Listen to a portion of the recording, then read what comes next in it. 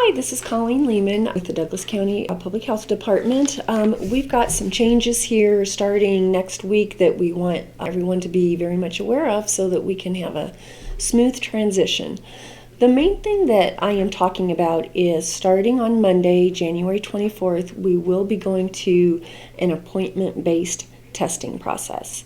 So, if you need to come and get a rapid or a PCR test, we are asking that you go online to our site at dchdept.org,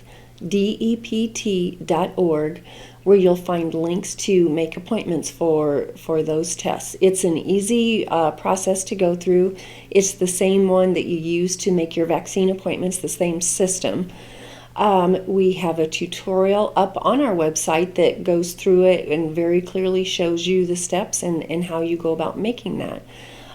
Things to remember when you're doing that. The rapid test does not require any kind of insurance, proof of insurance, but if you're having the PCR lab test, we will need to have a copy of your insurance card front and back. There's a place in the process where you can upload it.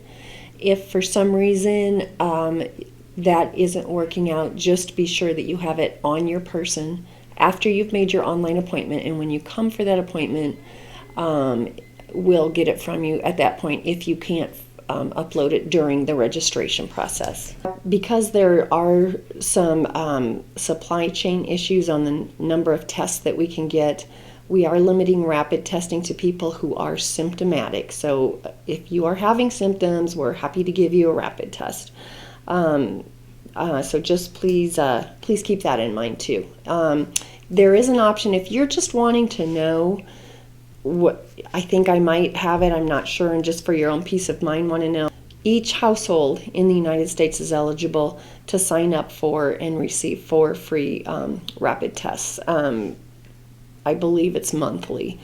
You can go on the USPS.com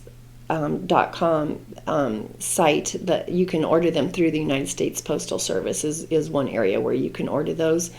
It's very easy to do. We've got a link to that as well on our social media and website. So consider doing that. That way you'll have something at home if you just need a quick peace of mind check to see about something. So please consider doing that. It'll be a big help to you and to everyone that's providing those services. We're very hopeful that by doing this appointment-based system, that's going to take away from the long lines where you're sitting out in your car for an hour and a half just waiting in line to have a test. So this benefits us also from some of the internal processes that we do, but just as important, this will hopefully keep you folks from having to sit out there for long periods of time. So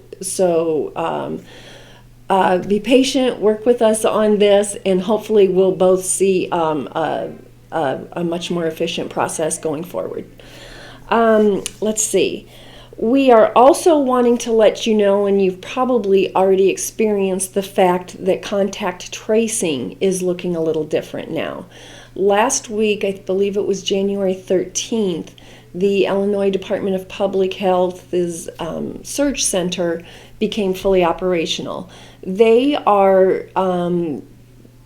created this department in response to local health departments almost incapability anymore of being able to completely follow and contact trace the many cases, positive cases, and close contacts that have occurred in recent weeks.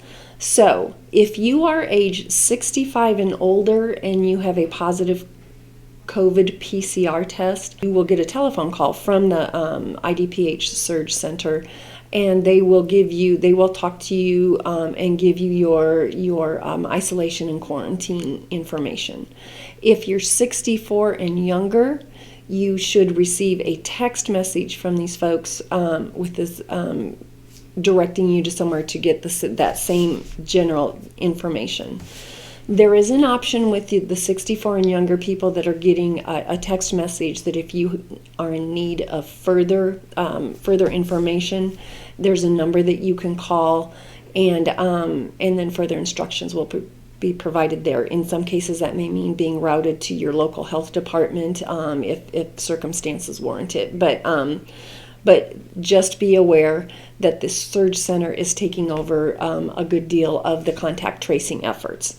Local health departments are still going to be responsible for local outbreak management and for cases involving congregate care facilities, as well as serving as a resource for other entities and things like schools that are now doing their own contact tracing. So we're helping to support all of those efforts, and then any other folks that may require it that normally would go into the surge center queue. So along with that, make sure that your phone system is set up with voicemail, that your voicemail's set up, that it's not full, so that messages and text can be received. Don't be surprised if you see something coming across with a 312 area code. Please accept it, because that very well could be the surge center calling with this very vital information for you. So those are all things to be made aware of as well. Another thing that's different here, anybody that is following along on our social media may have noticed that after Wednesday of last week, you're no longer seeing like daily COVID positive case update things. That goes along with those cases, many of those cases going along to the surge center. We no longer have immediate, easy access to the numbers that we had been providing you on a daily basis. We can easily find and provide how many rapid tests are done just at our facility, but the PCR lab test numbers are not something that we're going to easily be able to quantify. And so that is why we've made the decision that we really can't offer some of that data anymore, because we just don't have the easy access to it. There is all kinds of data on the Illinois Department of Public Health website. We have references and links to that site that can give you all kinds of COVID-19 information. Any local numbers that we can easily provide, we will do so, but you're not going to be seeing those daily updates like you once saw. So just wanted you to be aware of that change as well. And then another question that people often have is they're kind of wondering about, what does fully vaccinated mean? Does that mean I've had my booster also? How is that defined? The definition that we are using is the one that the CDC uses. Right now, fully vaccinated as it stands means that you've had that primary series. So whether it was the one Johnson & Johnson or the 2-shot series of Pfizer or Moderna. They've added another terminology, up to date, which means you've, in addition to your primary series, you've also had any recommended boosters, assuming that you're within the time frame that you could and should receive those. So fully vaccinated means primary series is done. Up to date means is you've had any boosters that you are eligible to receive. So I hope that kind of clears that up for you as to how you should answer if you're ever asked that question.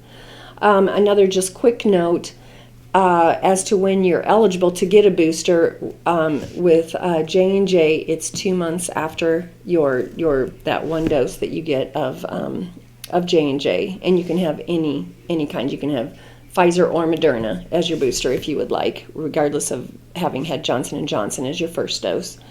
And with Pfizer and Moderna, it's now 5 months for both after your primary series. If it's been 5 months, then you can also get a booster. And again, you can also mix and match either Pfizer or Moderna after your primary series. So that's another small change of note here. One other thing I would like to add is there had been a lot of news articles and speculation on the mandate that OSHA had initially required that if businesses of 100 or more employees, there was a vaccine mandate that you either are vaccinated or you have to submit to weekly testing. That, after going through a number of court processes, that has been struck down by the Supreme Court. So for most businesses of that size, that is not going to be a requirement anymore. There are some exceptions to that. Most of them center around like medical facilities and things where people are more regularly in contact with the COVID virus and stand a higher chance of contracting it as opposed to just your general chances in the general public. So something to be aware of there. Beyond that, we're looking forward to continuing to serve you out here at J600 site. Just please keep in mind about the appointment requirement for testing starting on Monday, January 24th. So thank you for your time. Stay healthy, and until next time, we'll talk again.